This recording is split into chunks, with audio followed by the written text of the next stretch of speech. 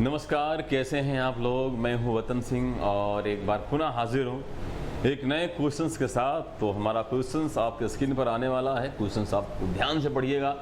Question है, यदि किसी वस्तु का द्रव्यमान 2 गुना कर दिया जाए और उस वस्तु का वेग आधा कर दिया जाए तो उस वस्तु की गतिज ऊर्जा पर क्या प्रभाव पड़ेगा। वैसे तो इस क्वेश्चन को बच्चे रट लेते हैं, उनके लिहाजे से सीधा सा आंसर देते हैं कि वस्तु का जो वेग होगा वही इसकी काइनेटिक एनर्जी होगी, ऐसा रट लेते हैं कि अगर वेग आधा है तो उस वस्तु की गतिज ऊर्जा आधी हो जाती है। अगर वेग 2 गुना है और द्रव्यमान आधा है तो बोल देंगे उसकी गतिज ऊर्जा 2 गुनी है, ऐसा रट लेते हैं। लेकिन इस टाइप का सवाल है तो आप रट लेंगे। अगर सवाल में थोड़ा सा फेरबदल करा तब फिर आप रट नहीं पाएंगे। इसलिए रटना नहीं है, आपको समझने की आवश्यकता है। अब मैं आपको बताने का प्रयास करता हूं, ध्यान से देखिएगा। सवाल कह रहा है किसी वस्तु का द्रव्यमान 2 गुना। द्रव्यमान 2 गुना तभी आप करेंगे जब पहले से उस वस्तु का द्रव्यमान कुछ ना कुछ रहा होगा। तो हमने मान लिया पहले उस वस्तु का द्रव्यमान जो है वो रहा होगा। चलो मान लेते हैं भाई साहब 2 किलोग्राम रहा होगा, और अब जब हमने उसका द्रव्यमान 2 गुना बढ़ा दिया तब कितना हो जाएगा। तो हमने कह दिया 4 किलोग्राम हो जाएगा, क्योंकि 2 किलो का दोगुना करेंगे तो 4 किलोग्राम हो जाएगा। अगला है उसका वेग आधा कर दिया जाए। तो मैं पहले हमने इसका वेग मान लिया था कि पहला इसकी जो वेग रहा होगा वो रहा होगा 2 मीटर प्रति सेकंड। लेकिन अब इसको क्या कर दे रहे हैं, आधा कर दे रहे हैं। तो भाई 2 का आधा कर दोगे कितना हो जाएगा, 1 मीटर प्रति सेकंड। अब हम इन दोनों की काइनेटिक एनर्जी निकाल कर और चेक कर लेते हैं क्या फर्क आता है। इसकी गतिज ऊर्जा निकाल लेते हैं, 12 mv²। ए रहा इसका फॉर्मूला, वैल्यू फटाफट पुट कर देते हैं।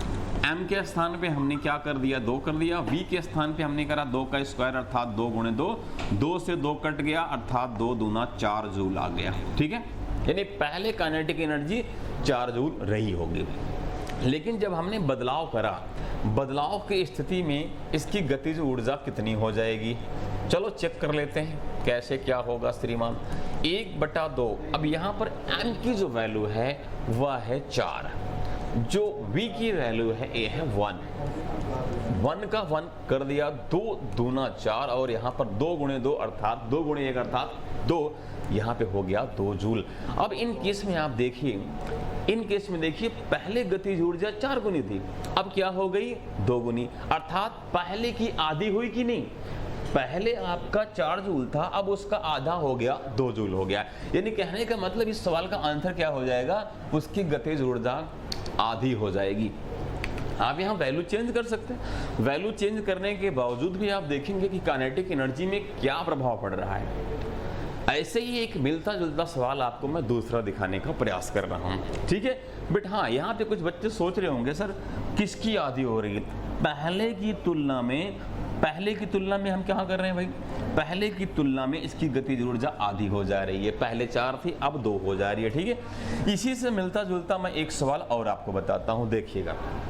सवाल नंबर दूसरा है। दूसरा क्या कह रहा है, दूसरा कह रहा है किसी वस्तु का द्रव्यमान को आधा कर दें और उसके वेग को 2 गुना कर दें तो उसकी गतिज ऊर्जा पर क्या प्रभाव पड़ने वाला है। जस्ट इसका अपोजिट कर दिया जा रहा है। यहाँ पर आप कहेंगे कि उसका वेग जो है वो 2 गुना कर दिया गया तो उसकी गतिज ऊर्जा जो है वह डबल हो जाएगी भाई साहब ना, क्योंकि आपने वेग 2 गुना कर दिया गया। चलो इसको हम नियम से सॉल्व कर लेते हैं। ठीक है, समझिए। हमने माना किसी वस्तु का द्रव्यमान आधा कर देंगे ना, तो पहले किसी वस्तु का द्रव्यमान क्या रहा होगा, हमने कह दिया उस द्रव्यमान रहा होगा 4 किलोग्राम। ठीक है, अब हमने क्या कर दिया, इसका आधा कर दिया, तो 4 का आधा करोगे कितना हो जाएगा, 2 किलोग्राम हो जाएगा। अब मैं बात करता हूं इसका वेग अर्थात वेलोसिटी। वेग पहले रहा होगा, हमने मान लिया कि रहा होगा 2 मीटर प्रति सेकंड। अब इसका 2 गुना कर देते हैं, इसका 2 गुना कर दोगे क्या हो जाएगा, 4 मीटर प्रति सेकंड।